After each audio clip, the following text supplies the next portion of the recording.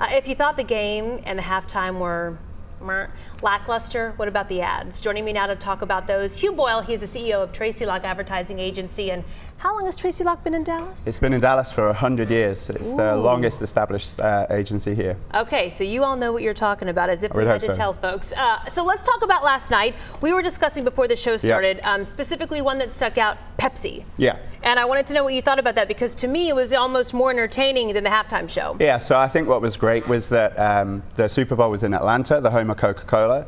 So Pepsi had a lot of fun all week before the ad. They dropped in a statue of Caleb Badham, their founder, cheersing with a statue of John Pemberton, the founder of Coca-Cola, which was great fun. And of course, that's made to meme. That's been shared ever since. And then their ad was all about, is Pepsi okay? And I mean, that's happened to me.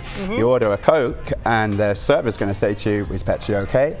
I thought Pepsi did a great job of making light of all of that and saying Pepsi's more than okay. And they did it with a lightness of touch. It was pretty funny. And so another thing that we always talk about, a lot of times beer commercials, you know, they come out big, and we had the battle of the beers last night. So let's talk about that and who you think won. I think Bud Light won. I think there's no doubt about that. They did something that we like to see, and that was in their corn syrup ad. They took a swipe at Coors Light. They took a swipe at Miller Lite. And I think we like to see big companies kind of taking swipes at each other.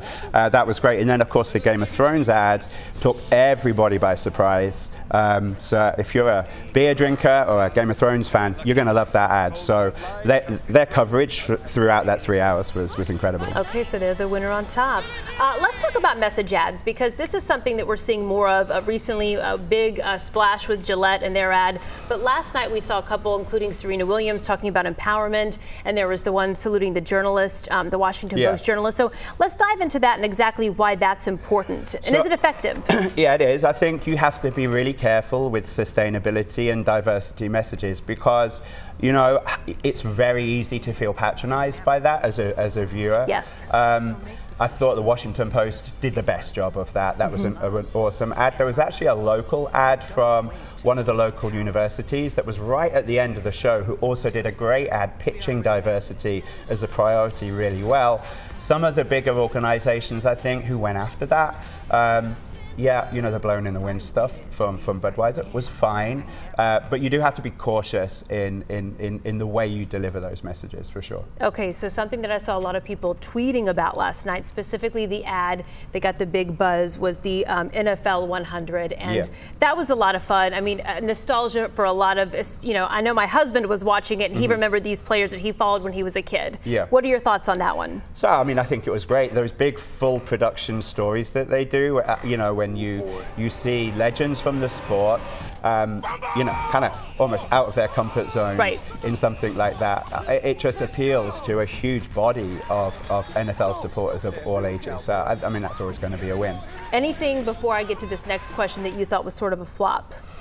Oh, I wouldn't sit here and in any way offend any of my fellow professionals. But, you know, I think how about this? They could have been better.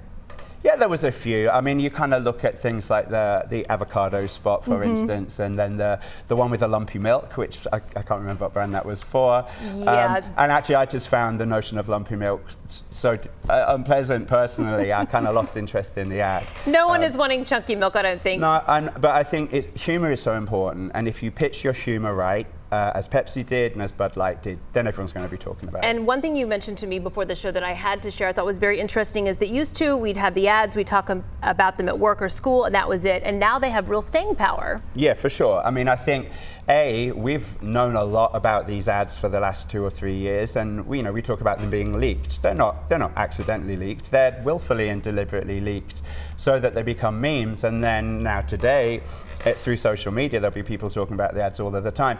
Skittles, really interestingly, who have been a mainstay Super Bowl advertiser for years, didn't take an ad. However, on Broadway last night, they ran the Skittles commercial musical. Okay, with Michael C. Hall from Dexter in the lead role, to 1,500 people in a theatre in Broadway on Super Bowl Sunday evening. And I think people will be talking about that for weeks, if not months to come. So really interesting kind of change of approach to Super Bowl. It's an interesting time, but we enjoyed all of them the same, and we'll just enjoy them a little bit longer. Thank you for coming on today. I appreciate it.